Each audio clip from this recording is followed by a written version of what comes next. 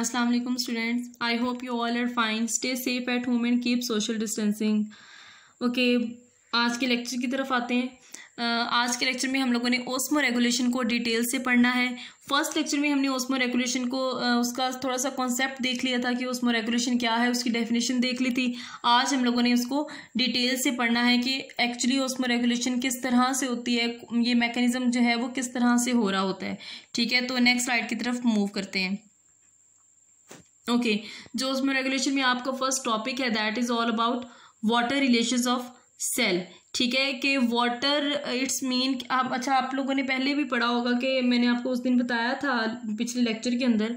ठीक है, कि सेल के और एक्स्ट्रा और इंट्रा सेलुलर के अंदर जो वाटर है वो किस तरह से मेंटेन होता है। ठीक है, तो इसमें आज हमने क्या स्टडी करना है, बेसिकली वो study intra cellular and extra cellular water balance. ठीक है, वही कि सेल के अंदर और सेल के बाहर किस तरह से वाटर को मेंटेन करना है। Next thing is we study how cell maintain its internal fluctuations due to changes in its external environment. अब सेल के अंदर और बाहर, अगर सेल के बाहर कोई चेंजेस आ जाए तो सेल के अंदर किस तरह से वाटर का मेंटेनेंस होना है। ठीक है, इसके बारे में हम लोग पढ़ेंगे।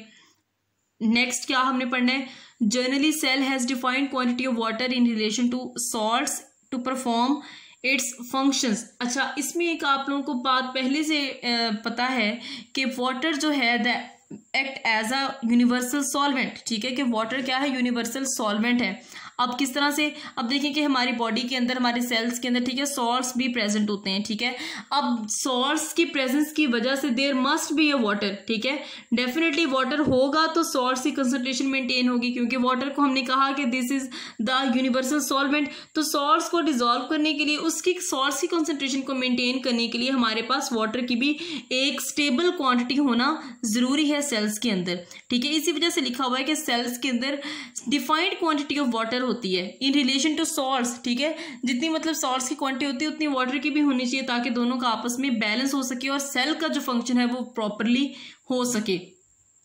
अब और क्या वाटर रिलेशन के अंदर हमने पढ़ा है, this is the relationship of water and solutes in the cell. ठीक है, मतलब ये है कि सोल्यूट्स हैं। ठीक है, तो सोल्यूट्स को डिजोल्व होना है वाटर के अंदर क्योंकि वो सॉल्वेंट है। ठीक है, तो इस रिलेशनशिप को हमने स्टडी करना है। उसके बाद where amount of solute increases outside और inside the cell, how cell maintains its water and solute concentration. ठीक है, जब फॉर एग्जांपल कुछ कंडीशंस ऐसी आती हैं कि जब सोल्यूट की जो क्वांटिटी है वो ज़्यादा हो जाती है, ठीक है, या कम हो जाती है, तो उस वक्त सेल किस तरह से मेंटेन करेगा अपना, ठीक है, बैलेंस किस तरह से करेगा और वाटर उसके अंदर क्या रोल प्ले करेगा, ये हमने आज के लेक्चर में पढ़ना है। अच्छा, ये एक बहुत सिंपल एग्जांपल है ओस्मो रेगुलेशन की। ठीक है, आप दो बीकर्स देख रहे हैं आपने अच्छा, ये हम लोग घर में भी इसको कॉमनली प्रैक्टिस करते हैं, अक्सर करते हैं। अब आप लोग देखें, ये जो एग्जांपल है वो भी यही है। ठीक है, कि जब हम लोग किसी वाटर के अंदर या बाउल के अंदर, कप के अंदर बादाम भिगो के रखते हैं, तो आफ्टर सम टाइम क्या होता है कि जो वो बादाम होते हैं उनका साइज इंक्रीज होना शुरू हो जाता है। ठीक है, थोड़ा सा इंक्रीज हो जाता है। अब देखिए आपकी जो लेफ्ट साइड पे बीकर बना हुआ है, ठीक है, उसको देखिए, उसके अंदर एक बादाम रखा हुआ है। ठीक है, लेकिन उसकी कंडीशन वो नॉर्मल है, उस वक्त उसका साइज नॉर्मल है। ठीक है, और उसकी कंडीशन को नीचे लिखा हुआ है फ्लेक्सिड। जब उसका साइज नॉर्मल है इट्स मीन कि दैट इज फ्लेक्सिड। ठीक है, अब नेक्स्ट पिक्चर की तरफ आए, आपकी जो राइट साइड पे लिखा हुआ उसमें देखें आप, थोड़ा सा देखो, नोटिस करें कि बादाम का साइज जो है वो थोड़ा सा इंक्रीज हो गया, और साथ एरो से आपको पता चलेगा कि इंक्रीज क्यों हुआ है, क्योंकि उसके अंदर वाटर एंटर हो रहा है। ठीक है, अब आप ये देखें कि उसके अंदर वाटर की क्वांटिटी डेफिनेटली ज्यादा है। ठीक है, तो वाटर उसकी तरफ जा रहा है, वाटर वहां पे एंटर हो रहा है, जिसकी वजह से साइज उसका इंक्रीज हो गया। अब साइज क्यों इंक्रीज होता है, वाटर का वहां पे प्रेशर अंदर बिल्ट हो रहा होता है, और उस प्रेशर की वजह से जो बादाम है वो उसके अंदर टर्जिडिटी आ जाती है। ठीक है, जिसकी वजह से उसका साइज इंक्रीज हो जाता है। अब आपको एक और चीज़ यहाँ पे बताती चलूँ कि जो वाटर है वो डिफ्यूजन के जरिए से एंटर होता है। आपको पता है डिफ्यूजन क्या होती है, from movement of water from higher concentration to a lower concentration. अच्छा, इसमें एक और बात मैं आपको यहाँ बताती चलूँ कि ओस्मोसिस और डिफ्यूजन में क्या फ़र्क होता है। ठीक है, ओस्मोसिस और डिफ्यूजन दोनों ही हायर कंसंट्रेशन से लो कंसंट्रेशन की तरफ वाटर मूव करता है, लेकिन ओस्मोसिस के लिए जरूरी है कि उसमें सेमी परमेबल मेम्ब्रेन हो। ठीक है, वहां से जब वाटर गुजरे तो उसको हम लोग ओस्मोसिस कहते हैं। ये एक सिंपल तरीन एग्जांपल थी ओस्मो रेगुलेशन की। ठीक है, कि वाटर ज़्यादा था तो वो अंदर उसके बादाम में मूव होना शुरू हो गया, तो उसका साइज उससे इंक्रीज हो गया, फ्लेक्सिड से वो टर्जिड कंडीशन में आ गया। ओके यहाँ पे हम देखिए क्या अब लिखा हुआ है कि balance of water and solutes in the body, there are certain types of conditions regarding water and solute balance in the body which are following. अब उसने कहा है कि जब वाटर और सोल्यूट की कंसंट्रेशन बॉडी के अंदर मेंटेन होनी होती है तो उस वक्त एक स्पेसिफिक किस्म की कंडीशन सेल के अंदर ठीक है होती हैं, तो वो कंडीशंस क्या क्या हैं उनको हमने आगे पढ़ना है। ओके तो ये है हाइपरटोनिक कंडीशन, ठीक है। हाइपरटोनिक कंडीशन देखें क्या होती है। अब इसके अंदर लिखा हुआ है the more concentrated external environment is termed as hypertonic condition. अब आप इसका गौर से जरा समझिएगा इस बात को, ठीक है। The more concentrated external environment, अब सेल है, सेल का बाहर है, ठीक है, एक सेल है और सेल की आउटसाइड भी एक कंडीशन है, इन्वायरमेंट है, ठीक हो गया।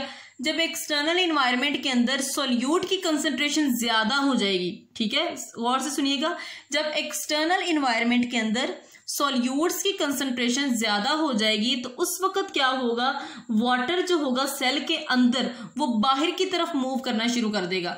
मैंने आपको पहले ही बताया क्योंकि वाटर जो है वो एज अ सॉल्वेंट एक्ट करता है, ठीक है, वो यूनिवर्सल सॉल्वेंट है, ठीक है। तो डेफिनेटली जहां पे सोल्यूट की कंसंट्रेशन ज्यादा होगी तो वहां पे वाटर को भी तो जाना है ना, ताकि वो जो सोल्यूट की कंसंट्रेशन ज्यादा हो रही है वो उसको अंदर अपने अंदर डिसॉल्व कर सके। तो सेल क्या, वाटर क्या करता है, वो सेल से बाहर की तरफ मूव करना शुरू हो जाता है जहां पे सोल्यूट की कंसंट्रेशन ज्यादा हो। इस कंडीशन को क्या कहते हैं, हाइपरटोनिक कंडीशन। नेक्स्ट देखते हैं, नेक्स्ट इज हाइपोटोनिक कंडीशंस। अब इसमें क्या लिखा हुआ है, cells consistently encounter changing extracellular environment, it may be of diluted solution compared to the cell concentration, thus designated as hypotonic condition. अच्छा ये अब उसके उलट है, ठीक है, हाइपरटोनिक के। अब इसमें क्या होता है कि सेल के अंदर जब सोल्यूट्स की कंसंट्रेशन हो जाती है, ठीक है, तो वाटर बाहर से सेल की तरफ ज्यादा आना शुरू हो जाता है। इट्स मीन कि वहां पे सेल के अंदर वाटर का प्रेशर बिल्ट हो जाता है, ठीक हो गया, और जो सेल है वो टर्जिड कंडीशन में आ जाता है। आगे मेरी बात की समझ, ठीक है। हाइपरटोनिक कंडीशन में क्या होता है, जो सेल होते हैं वो श्रिंक हो जाते हैं, वो सिकुड़ जाते हैं क्योंकि वाटर उससे मूव आउट कर जाता है। जब वाटर आउटसाइड मूव कर जाता है तो सेल श्रिंक हो जाते हैं। लेकिन हाइपोटोनिक कंडीशन में क्या होता है कि सेल दोबारा से वाटर क्योंकि वापस आ जाता है, क्योंकि सेल के अंदर सोल्यूट की अमाउंट बढ़ रही है, तो उसको डिसॉल्व करने के लिए अपने अंदर वाटर अंदर मूव करेगा सेल के। जब अंदर मूव करेगा तो वहां पे टर्जिडिटी आ जाएगी और प्रेशर ज्यादा हो जाएगा, तो दोबारा से सेल जो है वापस अपनी कंडीशन में आ जाएगा। नेक्स्ट देखते हैं क्या है। Okay next is isotonic condition. Iso का क्या मतलब होता है, आइसो मतलब सेम, ठीक है। If the concentration of solution resembles to the internal solution then it is called as isotonic solution. Simple सी बात है कि जब एक्सटर्नल और इंटरनल इन्वायरमेंट में सोल्यूट और वाटर की कंसंट्रेशन सेम होगी, ठीक है, डेफिनेटली सोल्यूट की कंसंट्रेशन ना अंदर भी इक्वल है और बाहर भी इक्वल है, तो वाटर को मूव इन या मूव आउट होने की जरूरत नहीं पड़ती। तो इस कंडीशन को हमने क्या कहा, आइसोटोनिक कंडीशंस, ठीक हो गया। नेक्स्ट देखते हैं। अच्छा ये आपको पता है कि प्लांट सेल है ये, ठीक है, ये प्लांट सेल की इसमें एग्जांपल दी, तीनों कंडीशंस को बता दिया है। सबसे पहले हम लोग देख लेते हैं डायग्राम के जरिए से हाइपरटोनिक कंडीशन। आप देख सकते हैं कि एरो से वाटर बाहर की तरफ मूव कर रहा है। इट्स मीन कि सोल्यूट की मिकदार बाहर ज्यादा है, जिसकी वजह से वाटर भी बाहर की तरफ मूव कर रहा है ताकि सोल्यूट्स को अपने एक्स्ट्रा सोल्यूट्स को अपने अंदर डिसॉल्व कर सके, ठीक है, और कंसंट्रेशन और बैलेंस वहां पे मेंटेनेंस हो सके, ठीक है। अब आइसोटोनिक कंडीशन में देखें, उन्होंने कहा है कि जितना वाटर बाहर है उतना ही अंदर है, दोनों मेंटेन हुए हुए, ठीक है। अब हाइपोटोनिक में देखें, हाइपोटोनिक में क्या होता है कि सोल्यूट सेल के अंदर उसकी जो अमाउंट है वो इंक्रीज होती जा रही है, जिसकी वजह से सेल को वाटर को बाहर से अंदर मूव करना पड़ता है। जब वाटर बाहर से अंदर मूव करेगा तो सेल क्या होगा, वो टर्जिड हो जाएगा, ठीक हो गया। आगे चलते हैं। ये एक और एग्जांपल्स है रेड ब्लड सेल्स की, ठीक है, देख लें आप। हाइपरटोनिक सॉल्यूशन जब होगा वाटर बाहर मूव करेगा और जो देख लें जो सेल्स हैं वो श्रिंक हो गए हैं, ठीक है। उसके बाद आइसोटोनिक में बैलेंस हो जाता है, ठीक है। सेल ना श्रिंक हो रहे होते हैं, ना ही बहुत ज्यादा उसके अंदर टर्जिडिटी आ जाती है, वो बैलेंस होता है क्योंकि आउटसाइड और इनसाइड द सेल दोनों में वाटर और सोल्यूट्स की कंसंट्रेशन का बैलेंस हो जाता है, ठीक है। उसके बाद है हाइपोटोनिक सोल्यूशन। देखिए सेल अब जो है वो ज्यादा थोड़े से फूल गए क्योंकि उसके अंदर टर्जिडिटी आ गई है। टर्जिडिटी क्यों आई है? वाटर क्योंकि ज्यादा सेल के अंदर आ गया है, ठीक है, उससे प्रेशर बिल्ड होता है जिसकी वजह से ये टर्जिडिटी आ जाती है और इस कंडीशन को हम लोग कहते हैं हाइपोटोनिक कंडीशन। अच्छा, ये एक बड़ी अच्छी और अमेजिंग एग्जांपल है उसमें रेगुलेशन के फिनोमेना को समझने की। टॉन्सिल्स के बारे में आपने सुना होगा ना, ठीक है। टॉन्सिल्स ये हमारे यहाँ पे होते हैं मुंह के अंदर, तो वो फूल जाते हैं, ठीक है, उनको हम कहते हैं इन्फ्लेम्ड टॉन्सिल्स।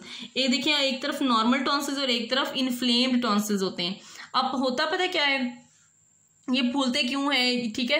पहली बात ये टॉन्सिल्स हमें होते क्यों? टॉन्सिल्स हमें इस वजह से होते हैं क्योंकि इनके अंदर सॉल्ट्स की जो कंसंट्रेशन है वो इंक्रीज हो जाती है, वो ज़्यादा हो जाती है। जब डेफिनेटली सॉल्ट्स की कंसंट्रेशन इंक्रीज होती है तो उसके अंदर सॉल्ट्स को ऑब्जॉर्व करने के लिए और उसकी कंसंट्रेशन को मेंटेन करने के लिए वाटर उसके अंदर एंटर हो रहा होता है। आगे मेरी बात की समझ, मैंने क्या कहा, मैं दोबारा से उसको एक दफ़ा फिर बता देती हूँ कि सॉल्ट्स की कंसंट्रेशन टॉन्सिल्स के कंडीशन में ज़्यादा हो जाती है, ठीक है। इट्स मीन सोल्यूट्स ज़्यादा हो गए हैं उसमें। अब सोल्यूट्स को ऑब्जॉर्ब करने के लिए वाटर जो है वो मूव इन करता है, ठीक है। जब वाटर मूव इन करता है तो वो जो टॉन्सिल्स होते हैं वो फूल जाते हैं, ठीक है। इनफ्लेम्ड टॉन्सिल्स उन क्या कहते हैं, ठीक है, वो फूल जाते हैं। क्योंकि वाटर का प्रेशर वहाँ पे ज़्यादा आ जाता है। अब वाटर ने क्या करता है कि वहाँ पे वो उसकी कंसंट्रेशन को बैलेंस कर देता है क्योंकि कुछ सोल्यूट्स वो अपने अंदर अब्जॉर्ब कर लेता है। अच्छा, एक और आप लोगों को पता होगा कि इसके लिए जो है ना डॉक्टर्स या वो रिकमेंड करते हैं कि आप ना रिगार्गिटेशन करें, ठीक है, सॉल्टेड वाटर की, जिसे हम कहते हैं गरारे लेना, ठीक है। गरारे करना, वो कहते हैं कि नमक वाले पानी से उसके गरारे करें। वो नमक वाला पानी इससे क्यों कहते हैं? वो इसी वजह से कहते हैं ताकि उसकी कंसंट्रेशन वो मेंटेन हो सके, अंडरस्टैंड, ठीक है। तो ये सारा था फिनोमेना ओस्मो रेगुलेशन के बारे में, ये इसकी डिटेल्स थी। This was all about the osmo regulation. I will see you in the next lecture.